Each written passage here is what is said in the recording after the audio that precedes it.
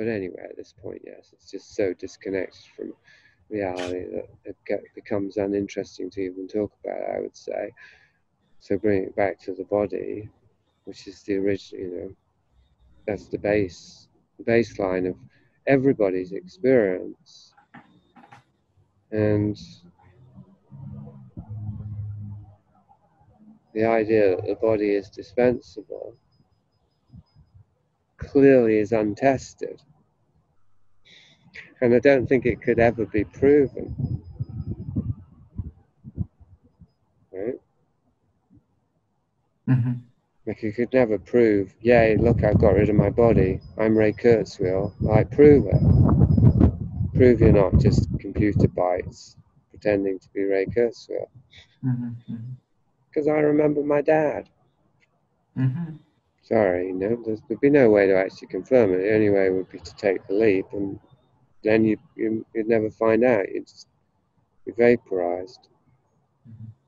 So, of course, the good news is nobody's going to come back and say, it doesn't work. But I was thinking about your point, okay, about this voice that lets us know it's not real. That's the thing they want to neutralize, is what you're saying, essentially. I mean, at least so they can enjoy the fantasy in the meantime, even if it's only going to last as long as their body lasts. They at least want to be able to enter into these virtual fantasy realms and believe that they're real, and not have someone telling us it's not real. So can that be neutralized, at least temporarily? And I would say the only way it can be is by complete dissociation from the body, so there's no awareness of the body. Because I think the body is what lets us know. That's that intuitive sense, wait, something here is not right. Like, where does that come from? I think it would have to come from the body, or at least come through the body. Yeah, I mean, the other, like, I don't know, Phil Dick kind of place to go in your brain with it, thought experiment to go is, so what if we're already living in that simulation, and this whole thing is this kind of Gnostic demiurge created real world, and yes, you have this body and you think it's giving you signals and things, but actually you've already taken the leap. In a previous life, you already took the leap. You took that tab of acid, or that whatever Ray Kurzweil or Palmer Eldritch were selling you. And so now you're already in it, but you're still trying to get to the next level of unreality, Well, you or I aren't, though. We're trying to get back to the lost level, aren't we? Right. So even in your analogy, that would suggest that we are hearing the voice. We do have the splinter in our brain telling us that this isn't real. I just don't interpret it in this overly literal way, as in we're in a computer simulation. Yeah, right. So how do you interpret it, that voice? Well, I interpret it as that what you're describing happened in this life. So it wasn't really a choice, but Palmer Eldritch came to us when we were infants or young children and said, look, here's David Bowie, here's Clint Eastwood, here's Winnie the Pooh. So I got order wrong there, but come into this realm and you'll feel happy again. And so happy again, meaning what is he referring to there? Like early childhood? Womb, I suppose, or absolute infancy. When we didn't have a mind at all, we're just relating directly to the physical environment through our senses, and that was it. The whole, intense world syndrome, except it wasn't a syndrome, it was just existence. Synesthetic, presumably, as well. So even our senses wouldn't have been compartmentalized. So very hard to imagine now. traumatically being pushed out of that,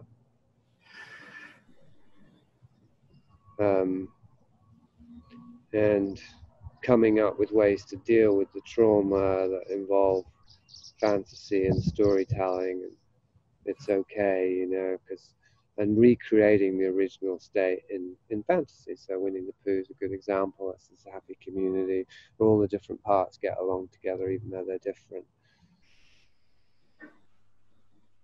So that configures the mind, which counterfeits experience on a moment-to-moment basis. So the counterfeit, we're constantly creating the counterfeit in the present, rather than thinking, oh, our body's elsewhere and we're in this realm with a fake body. It's rather that we're not where our body is, even though we can see it. We're seeing it from the outside in. Right, the original geographic solution. Yeah. Which was go to space. Like we've always been trying to get to space because the original cure was to go into space and outside the physical entirely. Well, I was referring to it as that first experience of dissociation, you know. I know, and I was too. But that is going into space, I think. And I think one of our confusions is that we think of our mind as in our brain. Right. So we think of when we go into our mind, we're going inside, but I don't think we are. I think our mind, for the sake of argument, maybe not literally, but is outside the body. So I think in a way, even though we can't physically see ourselves from outside of our body, we do metaphorically see and experience ourselves outside of our body, rather than from the inside.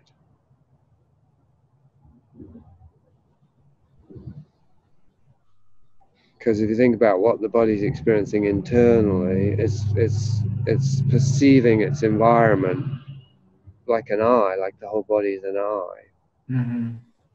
Perceiving through all the pores of the skin, and it's just so much information.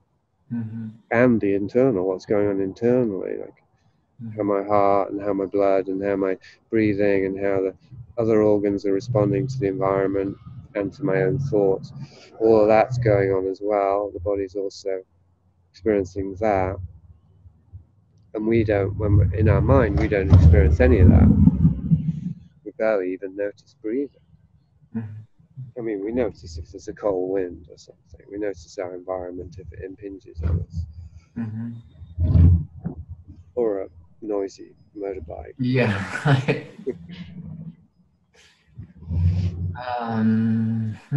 So I would just say, yeah, I don't think there's a need to hypothesize a literal simulation because we haven't actually noticed how we're living in a figurative simulation. We would start with that, and then if we were to neutralize that, then we would probably know what's what. Right.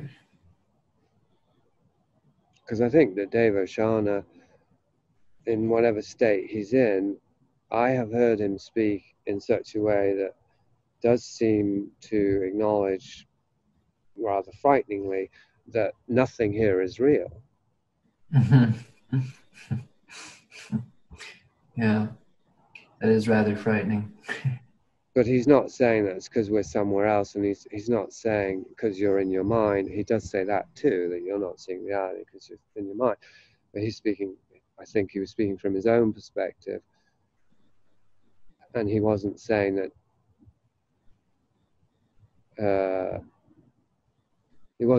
because we're in a false reality per se, but because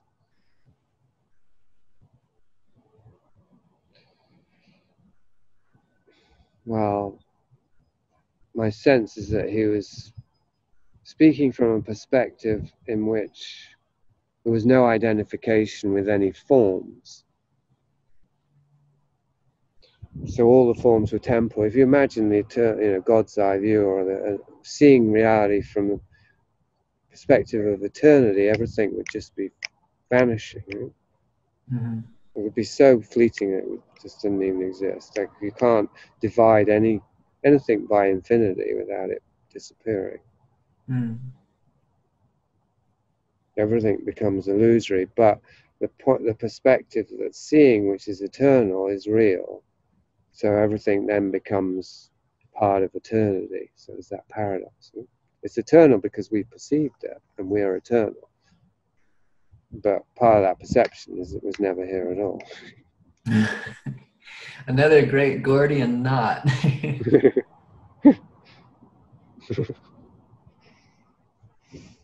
I think it's reassuring in a deep way. But I don't think it's good enough to neutralize the body's signal, which is age and death is also real, and it's terrifying to the mind. It's the ultimate degradation for the mind. Hmm. Yes. Yeah. Yeah. And even the mind gets degraded, doesn't it? Mm-hmm. I mean, as in it degrades over time. I mean, that's it as well. It's a different way of putting it, isn't it? Because it is degrading to the mind to realize it has no power of aging, but also aging will degrade the mind. To prove it, hey mind, you think you're so smart? Here's some Alzheimer's for you.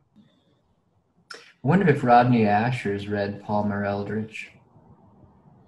We can ask him. I mean, he must have done his dick research. I wonder if he's read Freud, because Freud provided a basis for living in a simulation, more or less, a psychological model for it. What specifically? Just specifically that we get imprinted with experiences at a young age, and then they play out as fantasy or as reenactments in our awareness throughout life, and so we can't actually see what's going on around us because we're constantly reacting to these internally generated replays. That's what Dave talks about as well.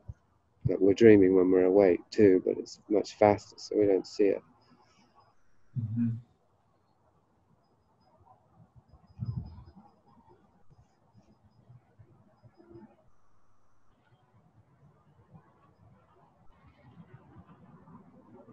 So yeah, I think the technology is the opposite of a salvation. I think it's giving us a means not to seek salvation, but also not to see the truth about ourselves. Because it keeps coming up with these interpretations of our situation that are more and more technologically based, like a simulation. And therefore they're less and less, they have less and less reference to reality, to our body, to our psyche. And of course they present the thing that describes the problem presents the solution. Technology is giving us metaphors to understand the problem, not to misunderstand it, and it's offering the solution. Yes. Well, that ties into that podcast last night, because the whole thing of, well, that engineers are problem solvers, and so if there aren't problems, then the engineer doesn't have a job. So engineers love to believe in technology because it's going to keep giving you problems. But also, as I was drifting off to sleep, I was thinking about how, and this would tie into what you just said about technology giving us ways to understand or misunderstand ourselves. And it ties into what you were saying last week in that video clip about, anyway. I was thinking about Descartes' mechanistic philosophy, and I was thinking, there's no way that he wasn't influenced by all these, at the time there were a lot of like mechanical automata that were like popping up around Paris, I have a feeling that came before his mechanistic philosophy. Right. It's like now, like where the idea of neuro-linguistic reprogramming, in the self-help world, you know, that your brain is a kind of computer. Well, the computer came first, Yeah. and then we started thinking about the brain like a computer. And I think the automaton came first, and then we got this mechanistic philosophy. So, I mean, there is some validity, of course, in that we externalize our own psychological, the things we're not seeing about ourselves, like I say, about movies and psycho and whatnot. We're trying to process something. So there's a computer analogy, even when we talk about processing, probably. But we're trying to understand something, and so, but we can't do it directly because it's unconscious. So then we unconsciously create the artifacts that will help us understand it. So you could say, yeah, well, computers, they do represent something, you know, something about the configuration of the brain and so on. So it's reasonable to some degree to then extrapolate from them a metaphor for how our consciousness functions. But the problem with that is that we probably aren't factoring in that the computer is a model not of a healthy brain or a healthy psyche, any more than Norman Bates is a model, or Psycho is a model of a healthy society. Mm-hmm. Right? We're just comparing the body to the computer as if a computer was great. You know, everything about it was good, and because it works. And because it's capable of some kind of self-directed evolution, like it can make itself better with every update. We think that that's a good thing, you know. Well, it can't make itself better though. It needs us to do it. So even that's Well, it needs us to click OK update, but we're talking about the end user's experience, yeah. But the designers, they can't just click update. They have to design the update. oh, right. The engineers who are looking for problems to solve. Right. And we see that in the upgrades. The upgrades are often buggier than the previous. Yeah, you hate updating because Yeah, you're going to lose the good shit and have some new shit that you didn't need. Yeah. Which of course would fit if engineers are just compulsively seeing problems to solve. There'd be the hammer that everything starts looking like a nail. Yeah, and to do anything otherwise would be counterintuitive in a capitalist society where you got to make money off of every problem, you know, start manufacturing problems, you know.